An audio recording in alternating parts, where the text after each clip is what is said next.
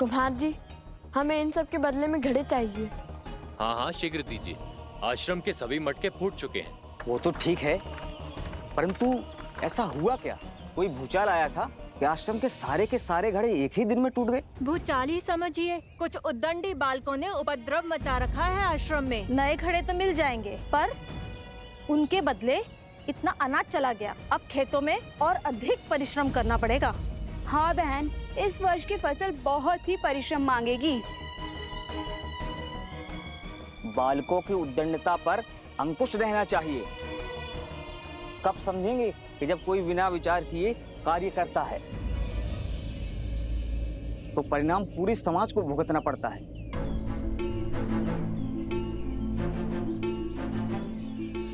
भूल हो गई, आश्रम की बड़ी हानि हो गई।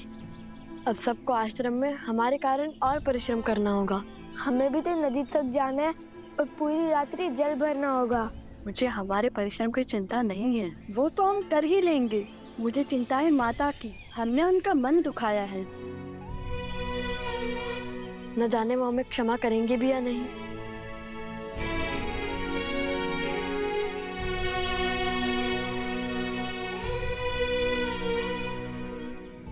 नन्हे बालक हैं, आश्रम के बाहर कैसे जाएंगे? उद्दंडता की है तो दंड तो भुगतना ही पड़ेगा। आश्रम की सीमा को लांघकर घनघोर जंगल में जाना पड़ेगा।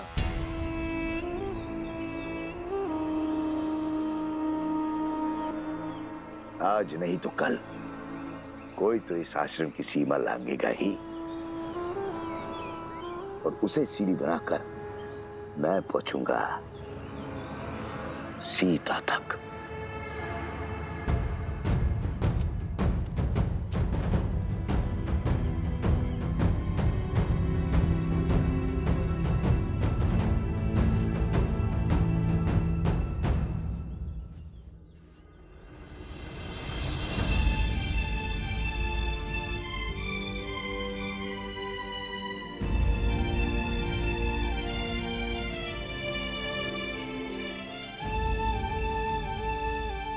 अब ऐसी भूल नहीं होगी माता। हमें आशीर्वाद दे कि हम अपना प्रायश्चित पूर्ण कर सके।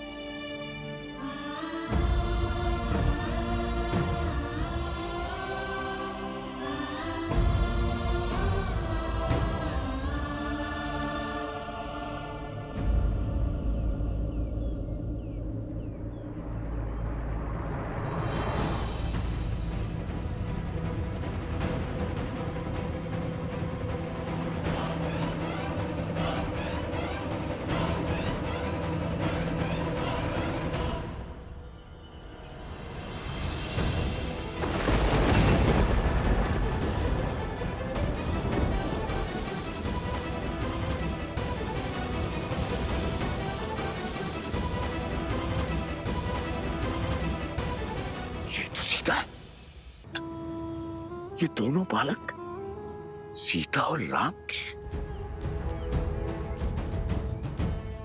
अद्भुत, अद्भुत।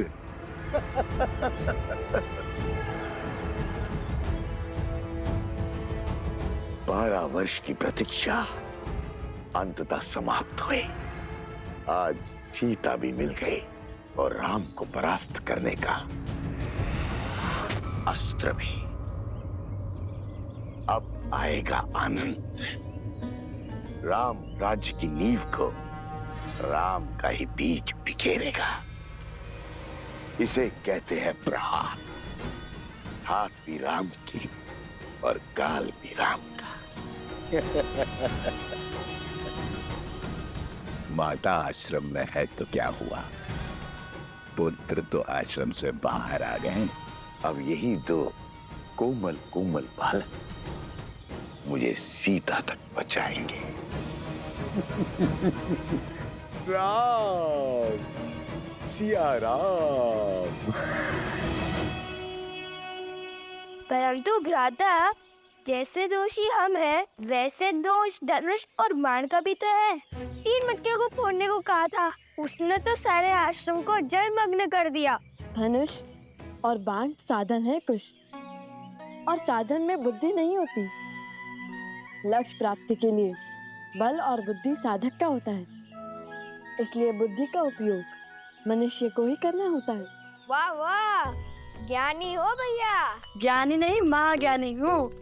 यदि महाज्ञानी हो तो अपनी बुद्धि का प्रयोग पहले क्यों नहीं किया?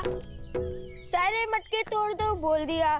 क्योंकि हमारा मार्गदर्शन राम नाम ने किया था कि लक्ष्य कैसे साधें, और लक्ष्य साधने के लिए शक्ति उतनी ही लगनी चाहिए जितनी उसकी आवश्यकता हो। और यही सीख श्री राम का नाम लिखे बाण ने हमें बाद में दी है। मार्ग तो वो बताते हैं, हम तो केवल अनुभव से सीखते हैं। मैं भी अनुभव से बोल रहा हूँ भैया। भूल हो गई, अब नहीं बोलूंगा। दंड मिलता है मेरे बोलने से।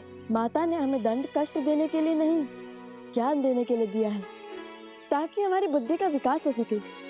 अब देखो, जो बात मैं सुनकर समझता हूँ वो बात तुम दंड पाकर ही समझते हो। महाज्ञानी है आप, मैं क्या समझूंगा? मैं तो आपका बस एक शस्त्र हूँ। संधान तो आपके मन से होता है। बाण चलाने में भले ही तुमसे आगे हूँ, किंतु बातों में तुम्हें कोई नहीं पकड़ सकता।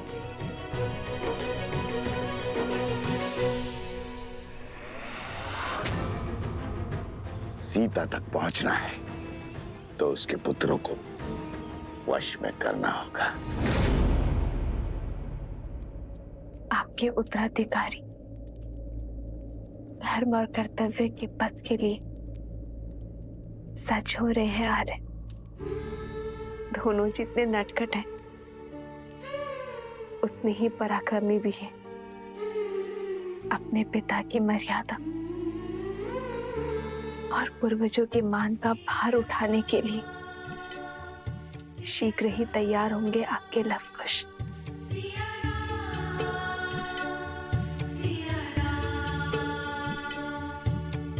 दोनों एक हैं, बस यही सच है। राम लक्ष्य और राम ही पथ है। विरह की आग में जले सिया राम। एक है तन और एक है प्राण। इस रात को एक सक्षम राजा ही नहीं, सर्वश्रेष्ठ उत्तराधिकारी भी चाहिए। क्या दे पाओगे अयोध्या राज को उसकी महारानी? आपको तो भोजन खिला दिया है, किंतु हमारे दोनों पुत्र भूखे होंगे और कुश को तो बहुत अधिक भूख लगती है आर्य।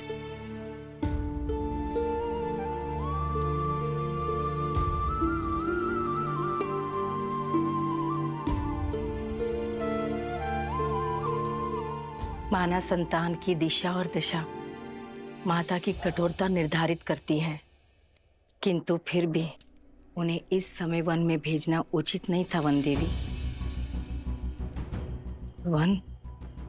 वन पशुओं से भरा है, उस पे असुरी शक्तियां।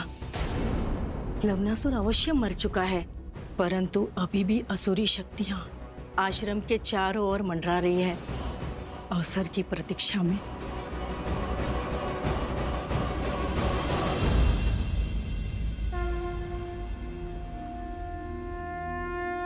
गणेश, पूछो पुत्र, क्या प्रश्न है मन में? यज्ञ तो मन की, राज्य की, समाज की शांति के लिए किया जाता है ना? फिर उसमें बैठे राजा के लिए पत्नी का साथ क्यों अनिवार्य है? श्री राम तो स्वयं नारायण है, वो यज्ञ से नहीं, यज्ञ उनसे पवित्र हो जाएगा ना? ये बताओ गणेश कि जीवन का आधार क्या है? संतुलन। तुम्हारा उत्तर सर्वथा उचित है गणेश। ये संसार, ये प्रकृति संतुलन पर ही आधारित।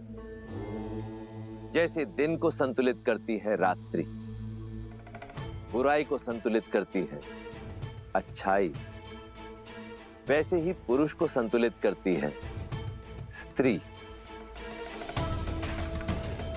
किसी भी यज्ञ का उद्देश्य और फल तभी प्राप्त होता है जब उसमें दी गई आहुति संतुलित। इसीलिए यज्ञ में या जीवन में पुरुष के साथ स्त्री का होना आवश्यक ही नहीं, अनिवार्य भी है।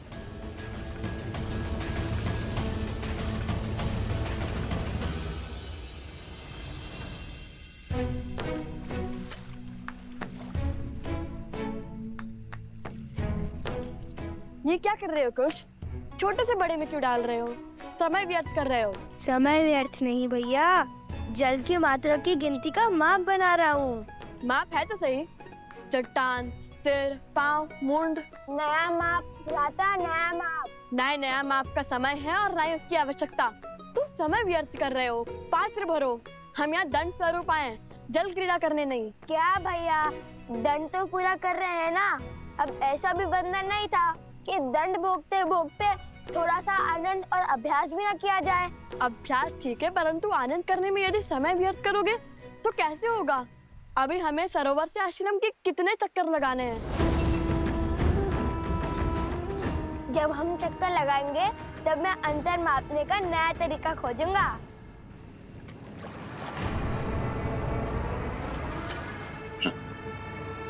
कितने अबोध है ये दोनों बालक।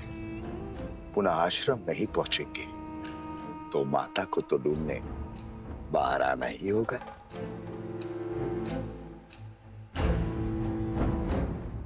शीघ्र मिलते हैं बालकों।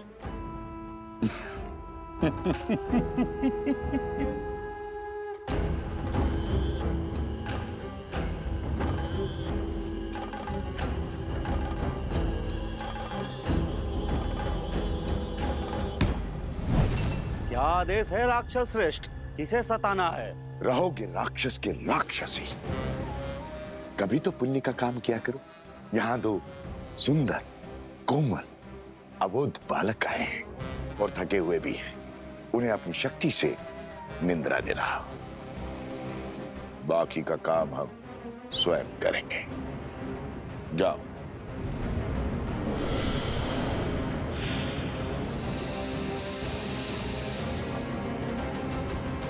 पच्चीस, 26।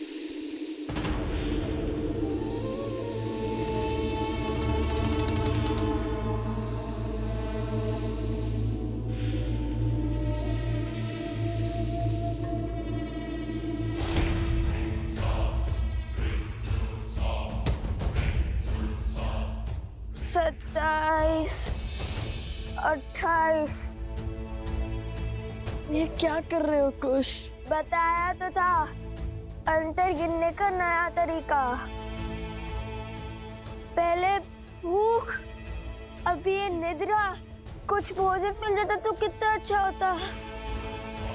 नहीं, 41। जब तक ये कार्य पूर्ण नहीं होता तब तक ना ही हम भोजन कर सकते हैं और ना ही निद्रा ले सकते हैं। नहीं तो माता के मन को ठेस पहुंचेगी। चलो मैं तुम्हें वो प्रसंग सुनाता हूँ जिसे सुनकर तुम्हें सदा हंसी आती है कि कैसे हनुमान जी ने अपनी पूंछ से लंका में आग लगाई थी। सुनाओ। यदि रोकूंगा तो आप रुकोगे तो नहीं। सुनाई दीजिए।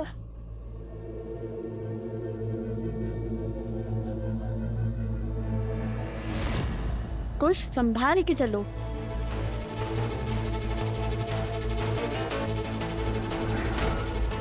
कुश,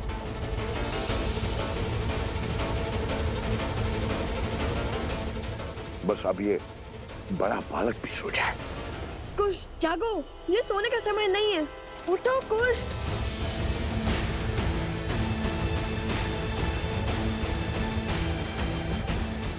कुश जागो, कुश।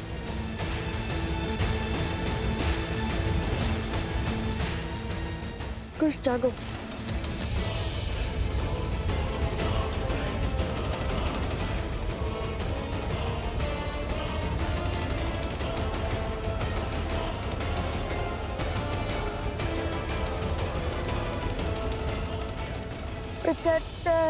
गिनती बोलने की जगह श्री राम का नाम लो।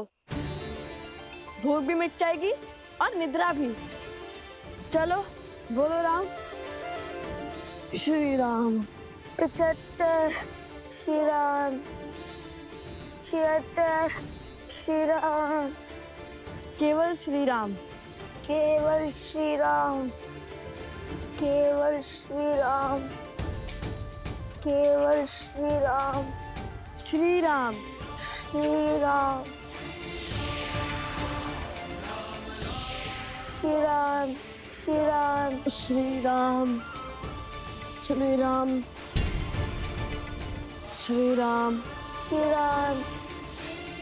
श्री राम। श्री राम। और ये राम का नाम क्यों हर बार मेरे आड़े आता है? सारा परिश्रम व्यर्थ कर दिया। ये थी तुम्हारी शक्ति, बढ़ाओ अपनी शक्ति। अगर ये दोनों नहीं सोए ना तो मैं तुम सबको सदा सदा के लिए सुला दूंगा। जाओ। राम राम राम राम राम राम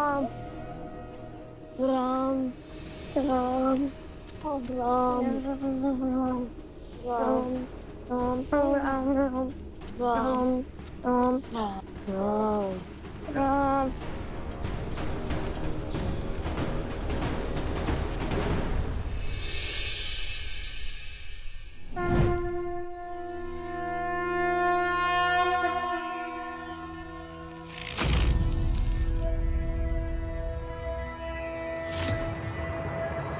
अरे ये कैसा चमत्कार है? आश्रम में प्रवेश करते ही निद्रा छूमंतर हो गई। लग रहा है जैसे निद्रा आ ही नहीं रही थी। अरे तुम जल ले भी आए?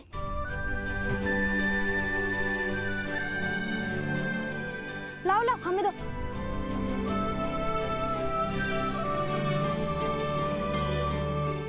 तुम दोनों ठीक तो हो ना? बहुत वीर हो।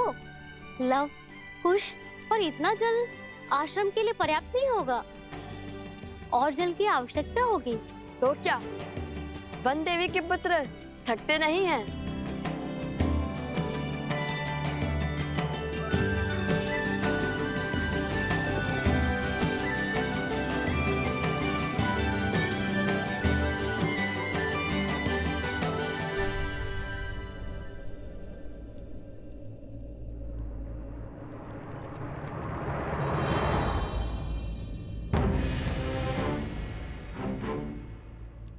ये कैसा चमत्कार है? आश्रम की सीमा के बाहर निकलते ही निद्रा आने लगती है और भीतर आते ही निद्रा छूमंतर हो जाती है। बात तो उचित है भैया, लेकिन अब क्या करें? केवल श्री राम का नाम लेते हुए आगे बढ़ते रहे क्या? नहीं नहीं, हम राम भक्त हैं। हम वो करेंगे जो श्री राम करते, अपने ज्ञान और अपनी बुद्धि का प्रयोग। और मेरे ज्ञान के अनुसार ये कोई असुरी माया है जो आश्रम के भीतर प्रवेश नहीं कर पा रही।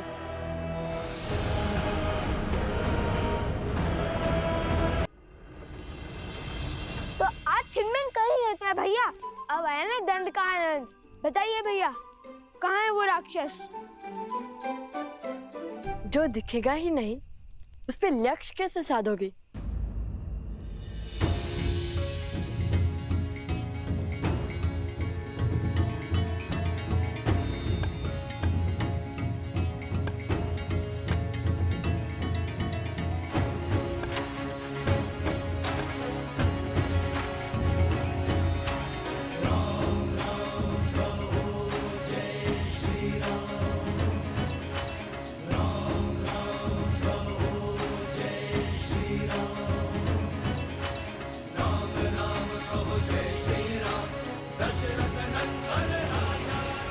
अब समझा, गुरुदेव ने एक बार बताया था घाट के पात्र में 5 वेदों का वास होता है और उस पे श्री राम का नाम तो और पवित्र और सशक्त बना देगा।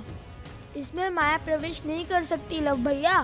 लव भैया, उचित समय पर उचित पद स्मरण आता है आपको, इसलिए तो मैं आपका अनुसंधान करता हूँ।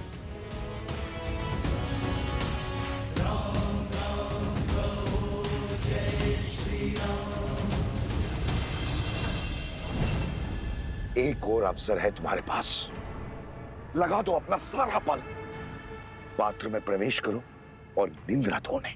आप तो जानते हैं ना, राक्षसी माया बड़ पात्र में प्रवेश नहीं कर पाती, और प्रयास भी करे तो असंभव है, क्योंकि उन पे राम का नाम लिखा है। राम